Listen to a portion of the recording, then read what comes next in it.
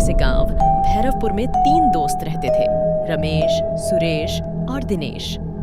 तीनों का बचपन एक साथ बीता था और गांव के हर कोने में उनकी शरारतों की कहानियां मशहूर थीं। गांव के लोग उन्हें 3 भूत कहकर चिढ़ाते थे, क्योंकि वे अक्सर सुनसान रातों में डरावनी कहानियां सुनाने का खेल खेलते थे।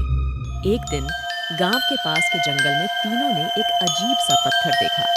पत्थर के ऊपर कुछ लिखावट थी जो किसी पुरानी भाषा में थी। जिज्ञासु होकर तीनों ने उसे पढ़ने की कोशिश की। जैसे ही उन्होंने उस पत्थर को छुआ, पत्थर से एक रहस्यमय रोशनी निकली और तीनों दोस्त तुरंत वहीं बेहोश हो गए। जब वे होश में आए तो उन्होंने खुद को गांव के किनारे पर पाया। उन्हें अजीब सा महसूस हो रहा था। वे अपने अपने घर लौटे, लेकिन जैसे ही वे लोगों से मिले, लोगों ने उन्हें देखा ही नहीं। तीनों दोस्त अचंभित हो गए कि वे गांव वालों के लिए अदृश्य क्यों हो गए हैं। कुछ दिन बाद उन्हें समझ आया कि वे अब जीवित नहीं रहे, बल्कि भूत बन चुके हैं। वे अब दीवारों से पार जा सकते थे, हवा में तैर सकते थे। यह सब उनके लिए बहुत ही अजीब और डरावना था।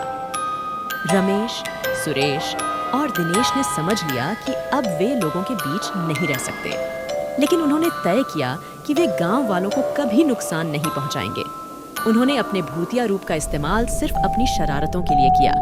कभी वे किसी को डराते तो कभी किसी के काम में मदद करते। गांव वाले सोचते कि ये सब भगवान की लीला है। एक दिन गांव के सबसे बुजुर्ग व्यक्ति बाबा शिवनंद ने घोषणा की कि वे इन अजीब घटनाओं का समाधान ढूंढेंगे। उन्होंने 3 दिन मंदिर में पूजा की। पूजा के अंत में उन्होंने एक पुरानी किताब से मंत्र पढ़ा और तीनों दोस्तों को आवाज दी।